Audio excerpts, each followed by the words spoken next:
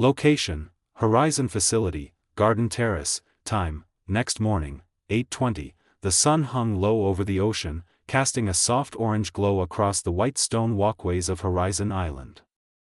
The breeze carried the scent of salt and the faint buzz of drones tending to garden systems. Birds, real and artificial, moved through the trees in rhythmic calm. Tony stopped for a moment, looking at the sun. No matter how many times he sees it, it never gets old. After stretching his body a bit, he resumed his walk. He walked alone through the winding path toward the overlook. He was wearing a dark hoodie, boots, and a half-empty glass of pineapple juice. He took a sip and moved more slowly than usual. Less of his usual swagger. More weight in each step. He found them. Steve was sitting on a bench, wrapped in a gray lightweight jacket. Peggy sat beside him, in a simple t-shirt and jeans, their fingers loosely intertwined. They looked tired but grounded. Like two people who had been underwater for a long time and were finally breathing again. Tony approached with a warm nod. "Morning, lovebirds." Steve stood slowly, offering a small grin. "Tony Stark. I've been waiting to meet you." He extended his hand toward Tony. He shook Cap's hand with a smile. Peggy smiled too. "You're looking better. I heard you collapsed due to overwork." "Yeah, had a nap, some water, an existential crisis. The usual." Tony shrugged, then motioned to the bench. "Mind if I join?" They both nodded. Tony sat, elbows resting on his knees. "I just wanted to check in. How are you both holding up?" Peggy answered first.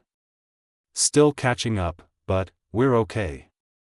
It's overwhelming, sure. Everything's changed. But we're together." Steve nodded. "Yeah. I'm still adjusting to this time. The tech, the people, all of it. But it's easier when she's here." Tony gave a small smile. "Good. You two deserve that." Peggy looked at him. "We've been talking. About what's next." "And?" Tony asked. "We're thinking of taking some time off," she said. "Maybe disappear for a while. A quiet vacation. We have a lot of catching up to do." Steve added, "After that, we'll figure out the rest. Where we fit. What we want to do. Together." Tony nodded. "You've earned it. Honestly, if anyone deserves a break, it's you two." There was a pause. Steve turned to him, eyes steady. "Thank you, Tony. For everything. For saving my life. For giving this new chance. I don't think I can ever repay you for all this." "Repay? Let's just say you owe me one," Tony said. "Just say the word, I'll be there," Steve said, giving a nod. Peggy reached over, resting a hand on Tony's arm. "You gave us a second chance. That's not something we take lightly." Tony tried to wave it off but smiled anyway. "I just put the pieces together. You two did the hard part. But if anyone from S.H.I.E.L.D. asks, this meeting never happened. Got it?" They both nodded, then Tony leaned back with a teasing grin. "So, when's the wedding?" Peggy laughed. Steve blinked, caught off guard. "I mean, you've waited what, 40 to 45 years? Don't tell me you're gonna stall now." Peggy squeezed Steve's hand and smiled. "We'll let you know. And don't worry, you're already on the guest list." Tony gave a mock bow. "I expect good food and chilled beer." Steve chuckled. "That's a promise I can make." Tony stood, stretching. "All right. I'll leave you two to your sunshine and nostalgia." As he walked away, Peggy called after him. "Tony." He turned. "Thank you. Truly." He nodded once, his smile softer now. "Take care of each other. Oh, by the way. You two should check out the northern part of the island. Take the back stairs behind the training building and go straight. You can't miss it. Just make sure to clean up the place after you two leave. Well, see ya. Location, Horizon Facility, Residential Wing, Room 12, time, 9:12 a.m. The room was quiet, lit only by the soft blue glow of the projection screen. Harry Osborn sat cross-legged on his bed, wearing a black sweatshirt and loose cargo pants. His eyes were red-rimmed, not from lack of sleep but from watching the same recording over and over again. On the screen, his father's face stared back, tired, pale, but clear. "I don't expect you to forgive me, Harry," Norman said in the video, his voice slower than Harry remembered. "I just want you to know the truth. All of it. I was wrong. I did terrible things. I became the kind of man I used to hate. And I let you grow up thinking power was everything." Harry didn't blink. Norman's face flickered slightly on the screen. He looked like he wanted to say more, but there was a pause. Then he continued. "Tony, he saved your life. He gave me a chance to come clean. I took it because I couldn't let you become me. I told him to help you disappear. Far from Oscorp. Far from all this." He agreed. The video paused there. Harry had stopped it. He stared at his father's frozen face, jaw tight. There was a knock at the door. Harry didn't answer. The door opened anyway. Tony stepped in and saw the projection still floating. Norman's face paused mid-sentence. Tony didn't speak right away. He walked over to the wall and leaned against it, arms crossed. "You've been watching that all night," he said. Harry glanced over but didn't respond. Tony pushed off the wall and walked over to the bed. He didn't sit. He stood a few feet away. "I'm not here to lecture you. Or judge you. I'm just here to talk." Harry let out a dry, humorless breath. "About what? How I should feel. Or how I should act now that my father—" He couldn't finish. "No," Tony said quietly. "About what comes next." Harry's fists clenched on the blanket. "I watched it all, Tony. Every file. Every video. Every name. I saw what he did to people. To kids. To mutants. I saw the labs. I saw the surgeries. And I saw his face while he did it. Calm. Proud. Like he was building something noble." Tony sat on the edge of the desk across from him. "He started it to find a way to cure you. But, well, he lost his way somewhere in between." Harry looked down at his hands. They were shaking. He pressed them into his knees to stop the tremble, but it didn't work. "I don't know who I am without him," he muttered. "Even after all this, even after what he did, part of me still wants to believe he loved me. That some part of him was trying to protect me." Tony didn't interrupt. Harry looked up, eyes bloodshot. "He killed people, Tony. He hurt so many. But he also tried to fix it in the end. I don't know how to reconcile that. One minute, I hate him. The next, I miss him." Tony nodded slowly. "That's normal. You lost your dad. Doesn't matter what he did. He was still your father." Harry wiped his nose with the back of his sleeve. "Is that what it's like? Losing someone like that?" Tony met his eyes. "Yeah. It's exactly like that. 1,000 questions you'll never get answers to. Regrets. Anger. Guilt. But also, moments. Memories that won't leave you. And it doesn't make sense how they coexist. But they do." Harry swallowed hard. "You think I'm gonna turn out like him?" Tony leaned forward, voice calm and steady. "No. Because you're asking that question. He never did." Harry blinked. That hit something. Tony continued. "You've got a clean slate, Harry. No Oscorp. No lab rats. No expectations to be the next king of a broken empire. You can build whatever kind of life you want now. I made sure of it. Harry looked at him with something like disbelief. Why? Because your dad asked me to, Tony said. For the truth. Harry stared at him. His lips parted like he wanted to speak, but nothing came out. He didn't cry. He just sat there, frozen in a storm that hadn't passed yet. Tony stood up, pacing slowly toward the window. You know, I used to think my dad never cared. That all I was to him was a PR piece and a potential successor. For years, I kinda hated him. He used to drink too much, and all those yelling. I knew he was going through some hard times. Yet. Then one day, I looked in the mirror and saw his shadow. And I realized something.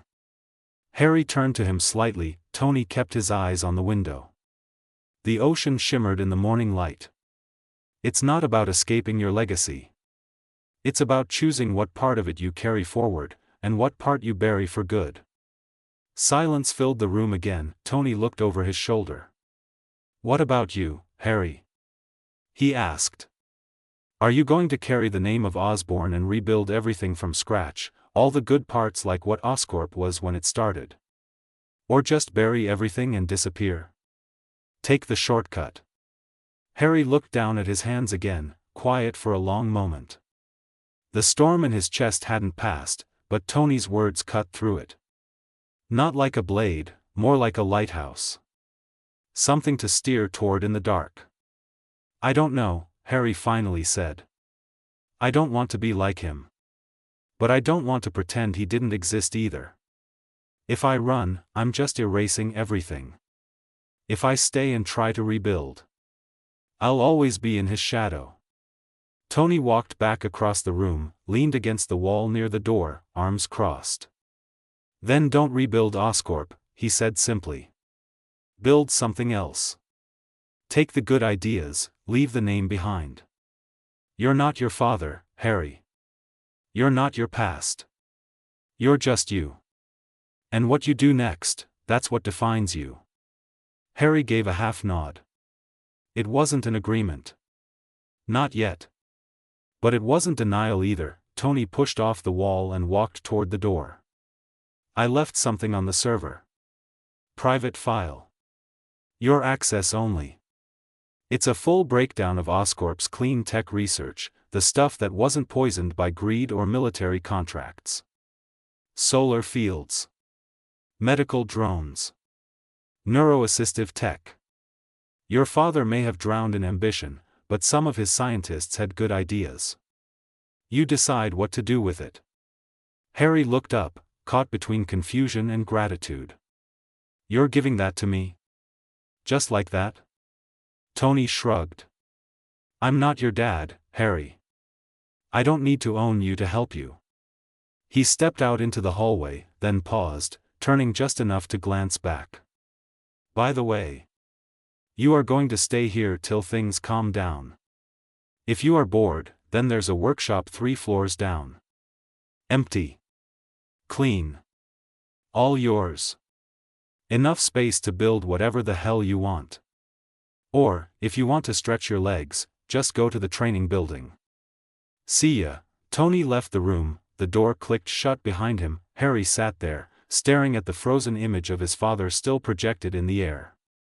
Then, slowly, he reached forward, and turned it off. The room went quiet. He sat in that silence for a while, thinking, then he stood. He didn't know what he would build yet. But for the first time in a long time, he knew he wanted to try. Location, Horizon Facility, Command Deck. Later that morning, Tony stood with Natasha near the central balcony overlooking the island. The sun was higher now, casting long lines across the ocean's surface. Drones flew in tight formations, keeping watch. The breeze was cool, not cold. Clear skies stretched for miles. You good? Natasha asked. Tony nodded slowly. Yeah. For now. She studied him for a moment. You did right by him. Tony didn't respond. Just looked out at the water. You think he'll be okay? She added. Tony finally spoke. That depends. Some people spend their whole lives trying to fix the mess their parents left behind. But Harry's got a chance that most people don't. He knows where the line is. And he knows what happens when you cross it. Natasha rested her arms on the railing beside him. Yelena will leave for the Celestial Island in a day or two. Melina is guarding your dad. I'll guide the girls and take out the outside trash in a couple of days max. So, I was wondering, she asked. What's next? Tony took a deep breath. Next. Stark Expo. Dad's already out there setting things up. And, he grabbed Natasha's waist and pulled closer. We are going to meet some new people who will join us in our space adventure. And, slightly fast-paced. I've explained the necessary things that took place during the skip and kept it tight. You'll see the rest in the coming CHS, year, 1991 to 6 months later. 6 months had passed since the world changed, after Tony Stark and the Shadow Legion exposed corruption and tore down the rotten core of global systems. Chaos followed. Governments fell. Secrets came to light. For 4 long months, nations scrambled to rebuild, but things eventually settled. A new system was formed. One that was less controlled by hidden hands and more open to progress, peace, and truth. Fury took this chance to place his men inside the system. During this time, Howard and Maria Stark quietly took the perfected super soldier serum that Tony created. Their bodies were rejuvenated. They looked and felt like they were 25 again. Stronger, sharper, and ready to stand beside their son in the new era they helped spark. It created quite some confusion among the people in Stark Industries, since it ain't every day one sees an old couple gaining their youth. He called it a lab accident and the effect of some mixed up chemicals. Then, the news of Steve Rogers has been kept under the radar. Fury knows about him, and so he deployed some agents to keep an eye on him from a distance. As for Tony, he did some things. Created some things. We'll come to that in a bit. Next chapter. Next was the Stark Expo. Howard Stark made an announcement: the Stark Expo will return 2 months from now. New York City. A celebration of progress, peace, and the minds shaping our future.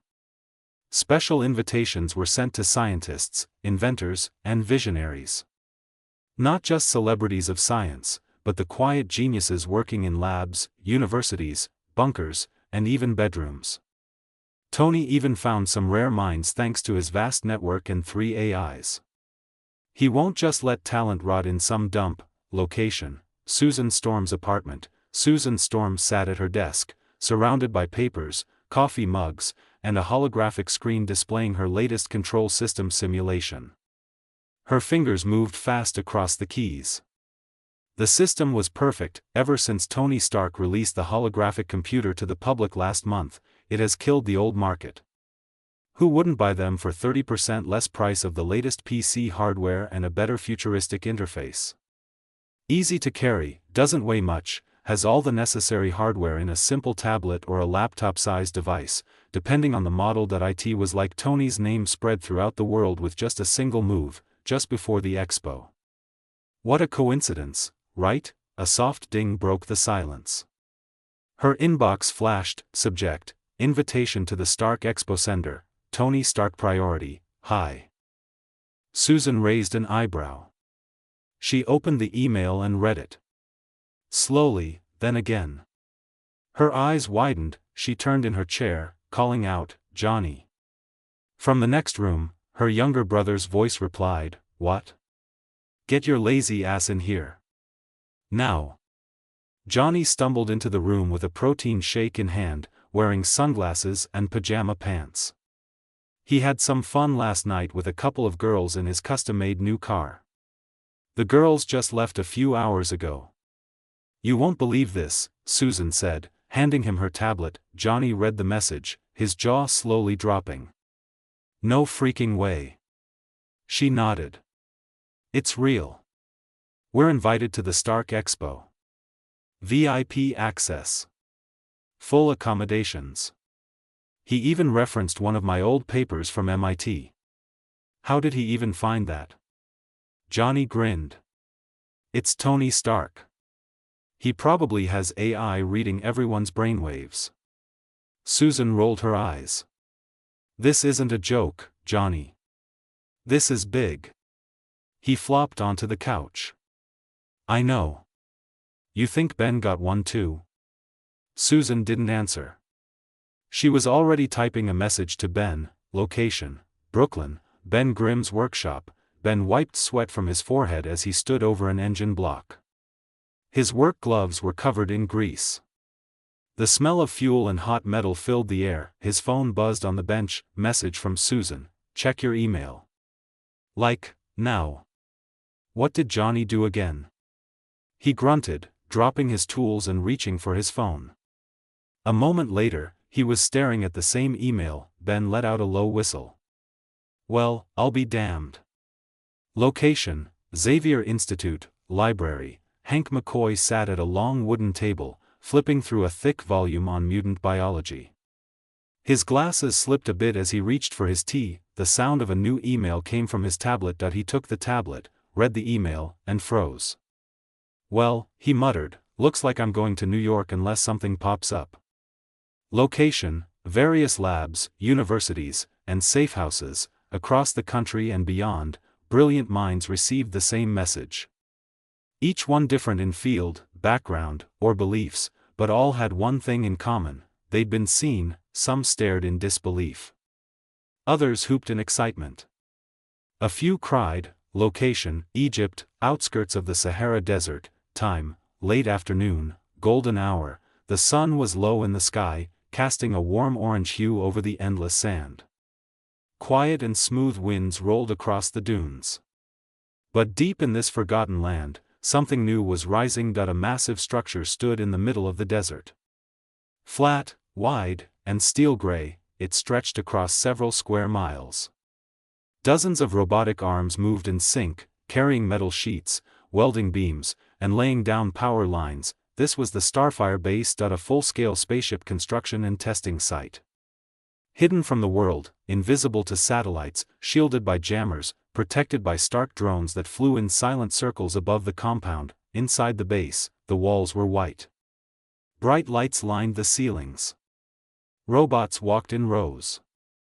They were working non-stop. In the heart of the structure, the Starfire ship was already taking shape. It was still in the early phase of development. Tony stood on a balcony, hands on the rail, watching the workers below. He wore black cargo pants and a gray t-shirt, his hair messy. He was wearing smart glasses that fed him constant data. Next to him stood a floating orb with glowing blue rings. Update, Tony said, without looking away.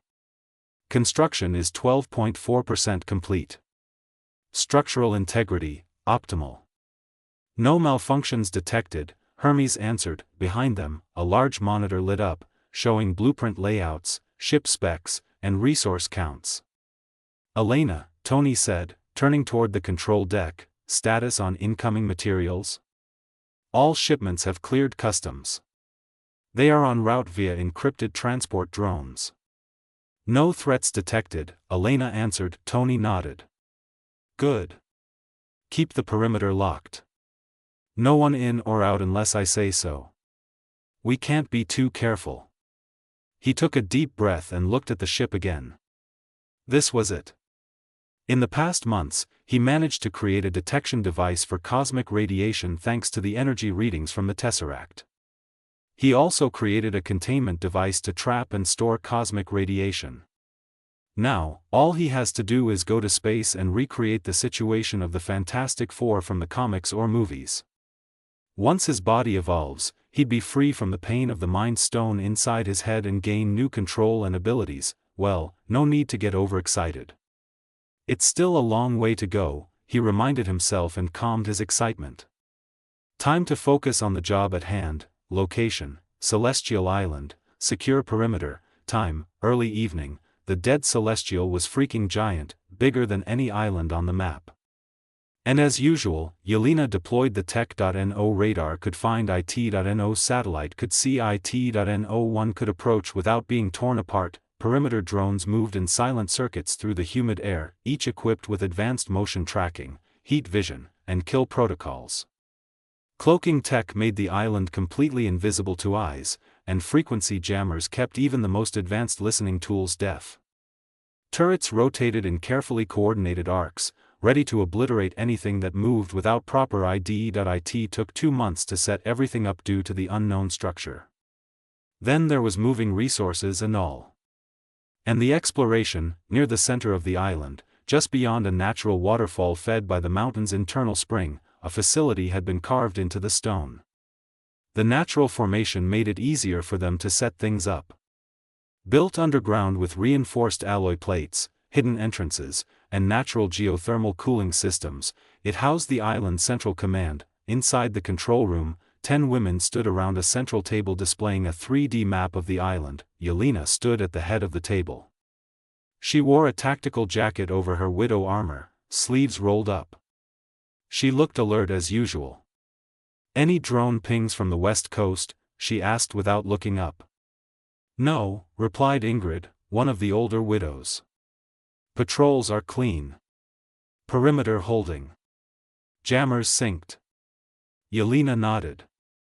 "Turret calibration?" "Complete," said Aiko, tapping a panel. "They'll pierce a vibranium hull at full charge." "Good." Yelena stepped back, arms crossed. "That leaves extraction."